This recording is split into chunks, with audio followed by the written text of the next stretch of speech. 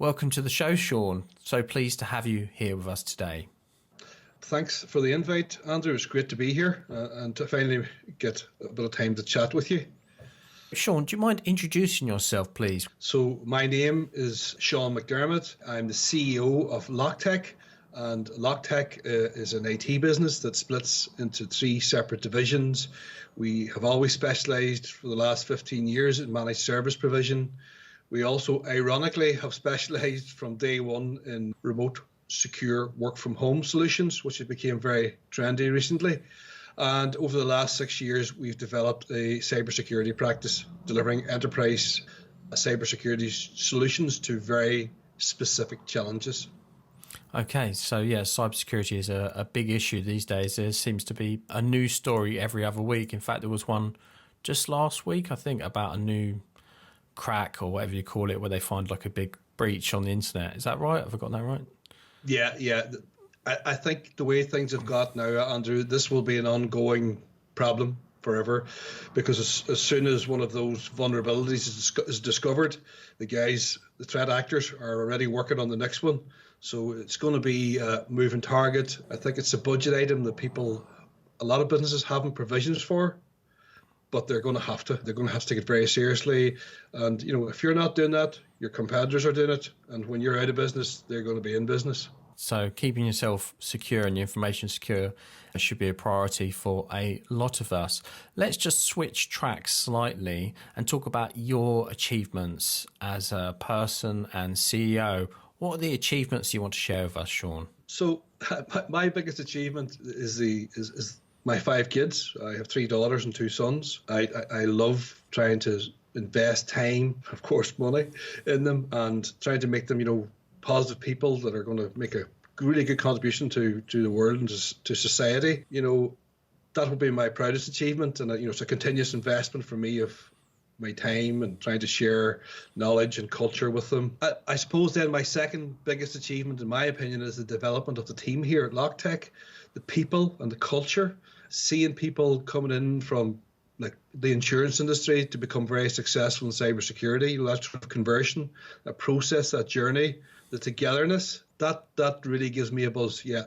Congratulations on having a healthy team and culture. Was there a moment then 6 years ago that triggered this change into having a positive team and culture? Thanks, Andrew. Yeah, there were probably moments more than a moment. I'll recount the ones that come to mind immediately. So I engaged the services of a business consultant, a guy called Paul McAnallen, who runs a business called Shift Control. And he really started to help me think differently. I had a really nice holiday in Cork on Howth Strand, a house on the beach. And whilst I was there, I read a book called The Celestine Prophecy. And it talked a lot about being conscious of your own consciousness. Why do you feel the way that you do? That was like a huge light bulb moment for me. The cybersecurity opportunity was exciting because I've worked in managed service for so long. I've built so many servers, talked so much about VMware and backups, but to work with new technologies and face new challenges after like almost 30 years in the industry, that was really exciting. So those would be the really big changes for us, yeah. Well, that's awesome. I'm glad you've got a positive team and culture. Let's move forward into the next segment of the show, which is called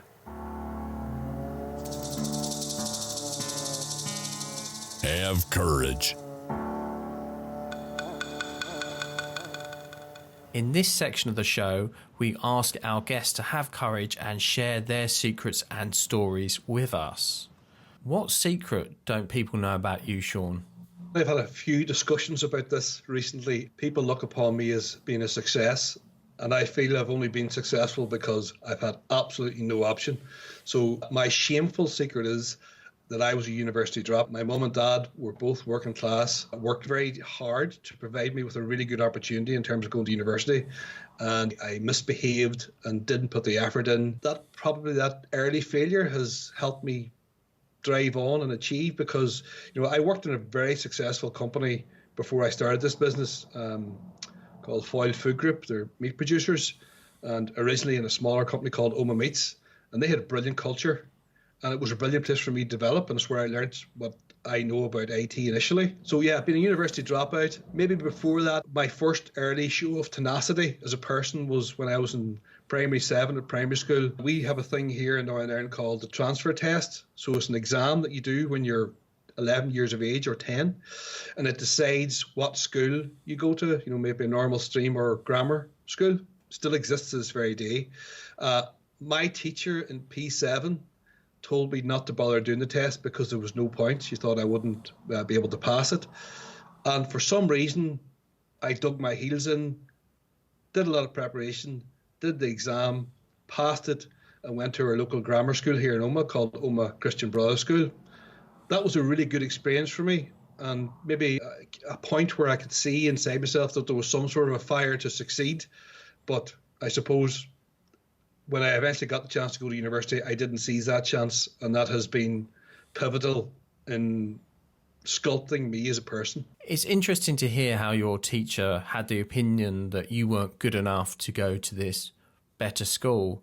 And I think so often in life, people get sorted into buckets at school or college or work, or maybe they develop an idea about their own level of ability. I can only do this, or I can only do that. And then they hold themselves back, or someone else's opinions hold themselves back. Do you think it's actually something that happens a lot? I suppose the first thing I would say in reply to that, Andrew, is it wasn't a better school, but it was more academically focused. Okay, I know lots of people who are incredibly successful. They are joiners or they are builders, etc. So it was a different path that I took. In terms of self-limiting beliefs, this is a strange country. Like, I was brought up during the 80s and 90s. We had a lot of trouble here, which is well documented. And there probably was a stereotypical pathway laid down for you as a young person where, you went out, you went to school, you did it as well as you could. You went to university, you qualified, you got your £20,000 a year job. You met the girl who had the £20,000 job. You bought the £50,000 house. You had 3 kids, and you spent the next 25 years paying off that debt. That very much is a standard picture that was painted for kids. I talk about getting to the top of the hill and having a wee look over the brow of the hill. So I think getting outside your comfort zone is brilliant. Trying to instill in my kids a growth mindset so that anything that they want to achieve, they can achieve if they try hard enough and put the correct effort in. One regret, Andrew, I have is that I didn't travel enough. I was too much of a coward. So, my mum and dad would have wrapped me in cotton wool too much, and I was quite happy to cozy up inside that cotton wool. Everything I've done in this business to make it a success has been as a result of doing things that sit outside my personal comfort zone. Okay? So one of the biggest, I suppose, moments for me was I did a sales pitch about 4 years ago to a very famous pharmaceutical company, and I changed the way they thought about cybersecurity. And I was so far outside my comfort zone, it's not real. But we got the sale. It took us 2 years, and we are currently doing work with these guys. But I suppose, how do you know that you need to get outside your comfort zone until you're outside it? So, dropping all those home comforts that you get, from your parents, having a go, traveling the world. Something I've done recently, Andrew, is that I use a product called Crystal Nose, and it does a disc analysis of the people who I'm going to meet using their LinkedIn. It's eerily accurate in that, it tells me that I like a good spreadsheet. My God, do I love a good spreadsheet. But it also has made me aware that the people in the world are all very different. We all think about things differently. We interpret things differently, and it's very important, as a business leader, to be able to understand that, to adapt, to understand other people's opinions, to understand their stresses, their ambitions, and to try and match them with your own. People talk about experience, so I've got 52 years of experience, and people say I've got good experience, and I would sort of almost counter that with, look, I know what looks good because I've experienced a lot of bad stuff. Even with technology, I've worked with immature cyber technology solutions that on the outside look really good, but when you really, scratch the surface, it's an immature product and it's not really fit for the market yet.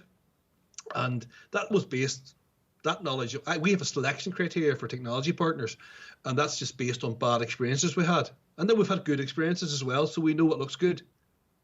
This is a great insight to learn from your experiences, and especially I think what's great about hearing this is about how you've learned from your mistakes, and I think really that's what we all stand on eventually. Really, that's how we become authority figures, by building platforms of our mistakes that we essentially become our lessons and our hard-fought life experience.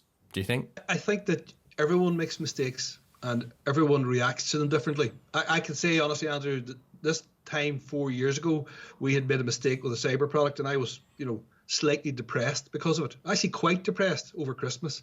Basically, there was a company we'd been doing a bit of business with, and it was nearly like the perfect story. They were going to be sold for millions to a very big player in the cyber market, and the sale fell through, and a venture capitalist pulled 50 million out overnight, and the product almost went into escrow. What did I learn from that? What I learned from that very negative experience was I can only control the controllables that are, within my reach. There are things outside of my control that I can take no responsibility for. If things go wrong, I need to get back up on my feet again and fight my way out of that corner, because the world's a tough place. We're all going through COVID at the moment. It's difficult, it's challenging. I think I'm very lucky to work in an industry that is probably because of what's going on. If I owned a restaurant or a bar, how would I feel at the moment? But, all these things will pass, and we're all going to learn something, and new opportunities will present themselves. We just have to keep at it. Yeah, separation of tasks is important. That's something that Alfred Adler spelt out, was that how it's important to realise that someone else's task is their task, and what you can, about what you can control, and concentrate on the tasks you control. So I think that's brilliant advice. Let's just quickly touch on what you believe are the secrets of your business success. You put down hard work as the number one thing on your secrets of business success. Why is that? It allowed me to make more mistakes and then eventually less. Okay, all right. Yeah. But I think, Andrew, we worked really hard. There's myself and another guy, Cal Green. We've had some really tough times. We've lost a couple of members of staff in tragic circumstances. We kept our shoulder to the wheel the whole time, no matter how well or how badly things were going. We've had tough times, we've had good times. We were strong believers in making our own luck. So, we just kept working and working, focusing. So what makes us successful? So our people, our culture. So we have a really good team. We've got a culture in here that's defined by the team. We live and breathe that. We will point out instances of behaviours that don't match our culture that we've all agreed. Getting really good, positive people in here has been incredibly refreshing. And the people have to match our culture. Because I will regularly say to my team, you're not a tree, move. So if you're in a job, this is something I can't understand. I worked for the same company for 17 years, and I was happy and worked with great people. But eventually, I didn't feel that way anymore. And there's no negative thoughts there about who I used to work for. I just needed to change. Okay, a lot of things happened in my life. I lost my father, and I wanted a new challenge. So I moved on. So I can't understand people who work in jobs who are unhappy. At the moment, there's absolutely no reason for that whatsoever. How do you ensure that someone is a good fit for your culture when you're hiring in the first place? You're asking me from my very deepest secrets now, Andrew. Okay. I have a very predefined process for different types of people. So salespeople, I will make them get outside their comfort zones. I will make them do something incredibly difficult as part of the second interview. The first interview is getting to know them, sort of getting a feel for them, see if I can work with them, if they can work with me. But then the second interview will be quite a difficult task. I will really ask them to step outside their comfort zone and present something quite difficult and challenging to me. And I think that, a lot of people move jobs for the sake of moving jobs. I've always loved to work. It's something that I spend 8-10 hours a day doing. So it's important that I like it. It's like having a good mattress on your bed. I spend 6 or 7 hours a day in bed as well. So you need to have a good mattress and you need to be happy in what you're doing. My God, life's short, So look, we try and meet people that want to be with LoughTec, people that LoughTec want to be with. That's a great answer. I like the idea about pushing your sales people out of their comfort zones in the interview. That's interesting, because I suppose salespeople do need to be outside their comfort zones a lot. That's picking up the phone, sending cold emails, that kind of thing. Let's move forward to our next segment of the show, which is called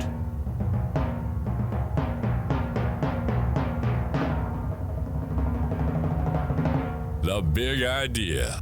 In this segment of the show, our guests will share a big idea that will help you elevate your mind or your business or your team and culture. Sean, what's the big idea that you want to share with our listeners today? So a lot of people will ask me, how do you build a good business? I gave up a really good job to start this business. I was incredibly naive about sales and administration, etc. So what I've learned over the 15 years is like the importance of the team that you've got and the culture you develop, the feeling of the workplace, the interaction with your customers are vital. I described this to some of my team recently as this is the way that I go mad. This is my vision, and I need people who want to live that vision with me the way I want it lived. And not everyone will agree with that, and that's absolutely fine. So things that really work for us, yeah, so really people who match our culture, people who match our values, people who love our customers, people who will commit to the team, people who will help us develop the plan, to adjust the plan. That's the really important lesson that we have learned as a company. We spend a lot of time interacting with our team and giving them additional responsibilities. So I have to get outside my comfort zone by letting them get on with things that I used to do. We've one of the team closed a really big sale here today, almost £100,000. And he's been here almost a year and done a brilliant job on that.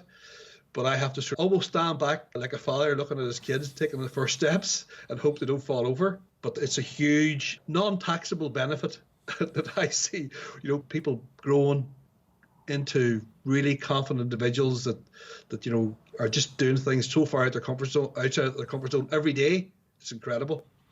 Have you had to learn to accept less than perfection then? Because I know a lot of CEOs, and I talk to them, and they admit themselves, or they say themselves, that they are perfectionists.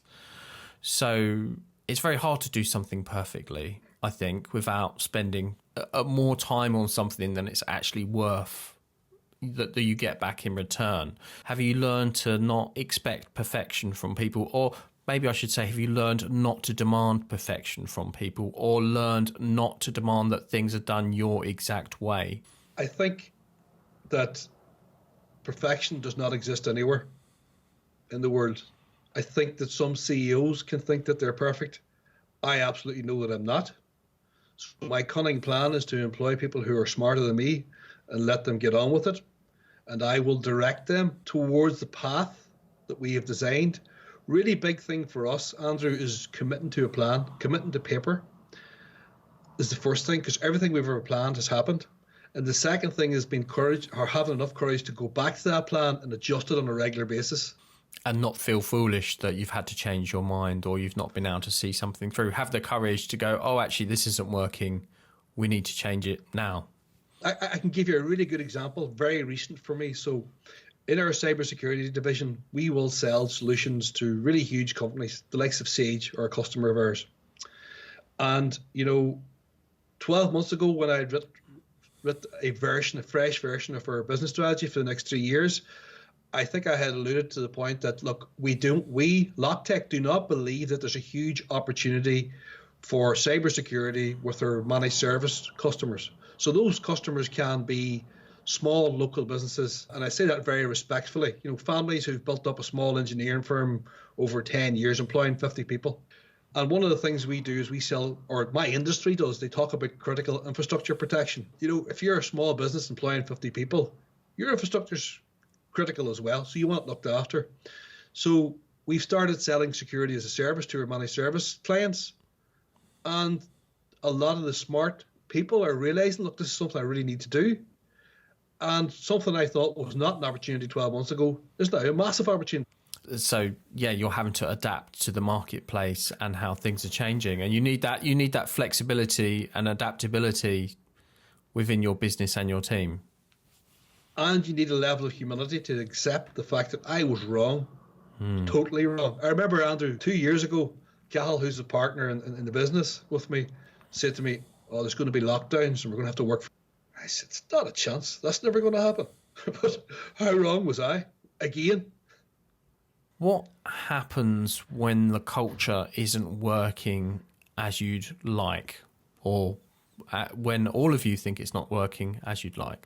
So one of the things that I have done in my own personal development is to start to read a lot more, Andrew, to take a bit of time. You know, the likes of Damien Hughes produces some brilliant books. Matthew Said, you know, they look at culture and what good culture looks like. That's been a game changer for us because, you know, another really positive thing we do in here is we do a quarterly business review with the whole team.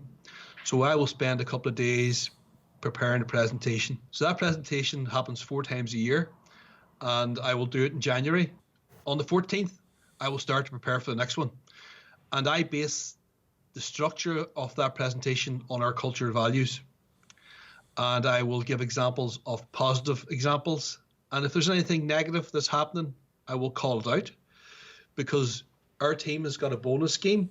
So the better we perform, the better everyone here. So if someone's not performing, I need to call it out for everyone else's sake. That process, I'm evolving and changing all the time.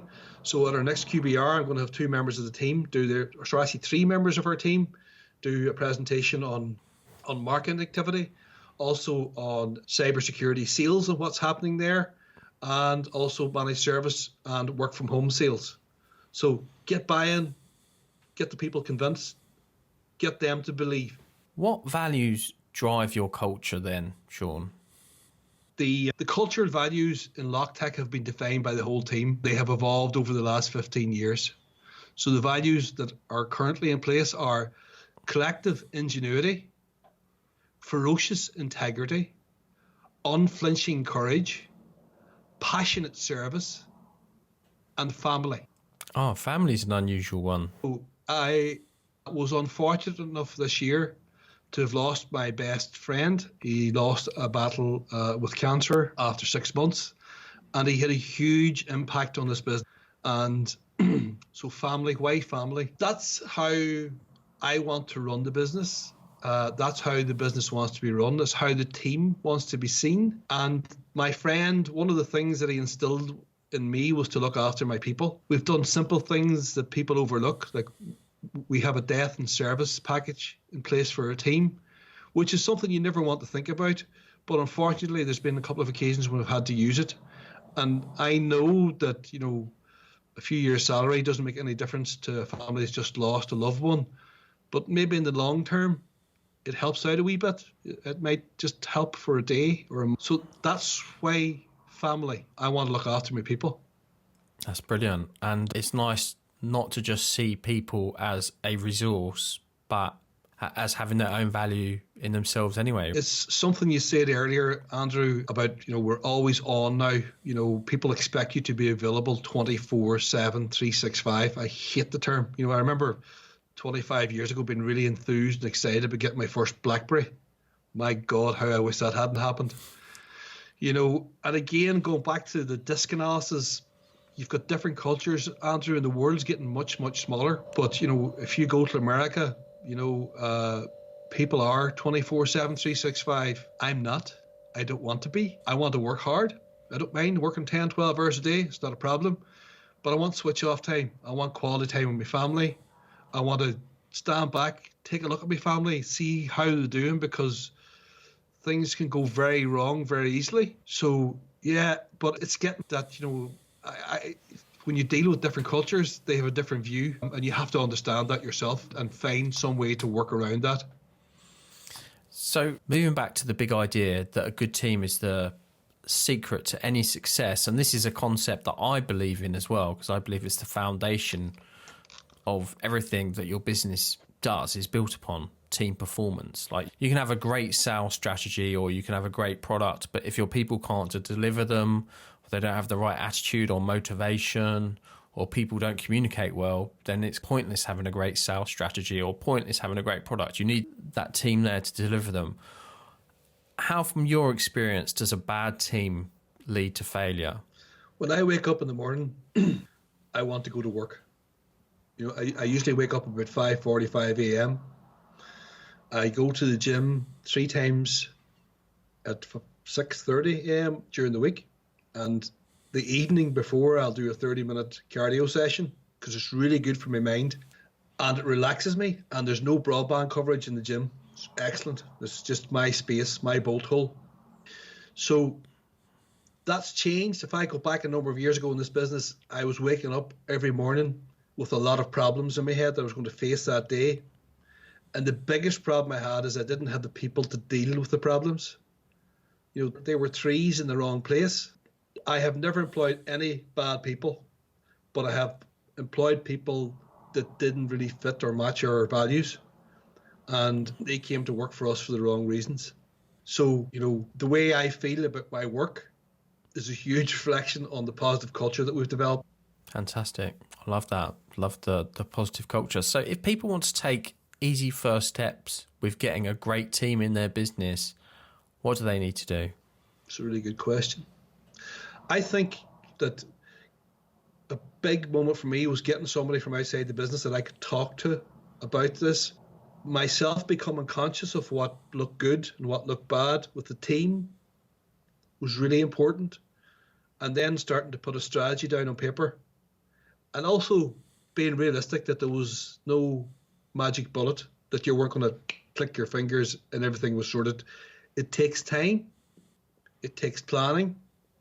It takes a lot of revisiting the plan, but it's definitely possible. You know, books, you know, get some, every time I read a book, I pick up some, you know, I learn some small thing. You know, it's like go to one of the big cyber events, you know, the cost of them is ludicrous, but you could meet that one person or get that one idea that makes the whole trip worthwhile.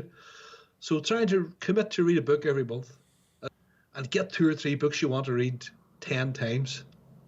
Yeah, reading a book is invaluable, definitely.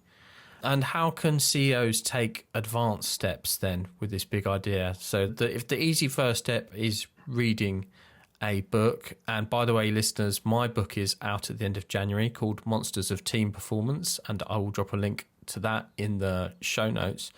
But if we move beyond reading a book and getting some really good ideas, what's some advanced steps that people can take? So personally for myself, I had a long, hard look at me. Okay. So when the culture is defined, I have to be the leading cultural architect. And I need a number of cultural architects in the business as well to reinforce the message and help everybody live the culture.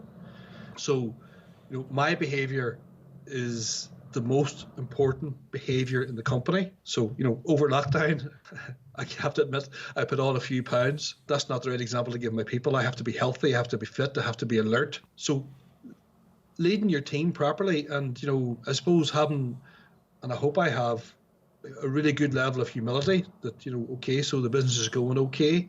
I need to keep directing it. I need to keep improving myself. I need to have that growth mindset. You know, I fully understand personally that I do not know everything, and I never will, but I can continue to improve every day. That's that the old saying, every day is a school day. It definitely is.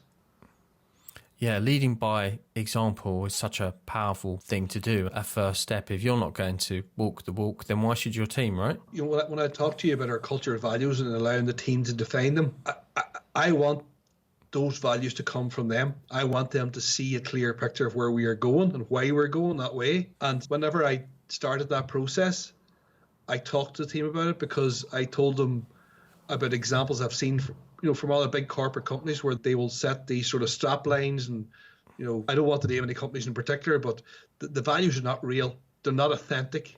You know, it's like creating, Andrew, social media content. The best content you can produce on social media is your content. It's not a cut and paste. It's not sharing the bloody link. You know, a personal photograph of you talking to somebody and then putting a few thoughts, your thoughts, not somebody else's thoughts down, you know, creates a lot of interest for you. And again, it's outside my comfort zone, but we've started to do that a lot more and we're trying to improve there all the time. Yeah, it takes strength to be vulnerable online and show your authentic self and not try, again, be that perfect person or brand, but that's what makes you truly relatable.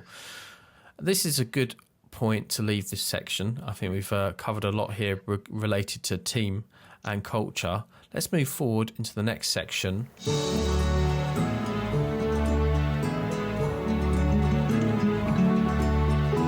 Own your future.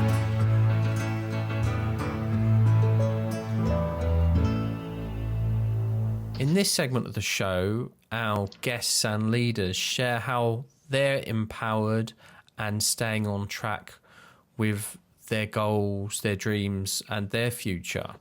Sean, how do you keep a balance between the present and the future? How do you stop yourself living in the clouds, just thinking about the big things you're going to do down the road, and then ignoring the joys and immediacy of today? Yeah, I think I'm always very realistic. Not everyone is, and it's perfectly fine to accept that fact.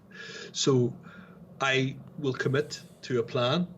I will measure constantly KPIs inside one of my nice spreadsheets to see how we are progressing towards that. I've mentioned before now the guy called Paul McAnallen from Shift Control, who's my mentor. And he always tells me to start my journey with a destination in mind. And I think I've added to that now, because I would say certainly, yeah, you must set destination with a journey in mind, but you need to enjoy the journey. So day to day, being happy, working in a positive business environment, developing people, seeing people happy, seeing people being enthusiastic about their work is vitally important to us.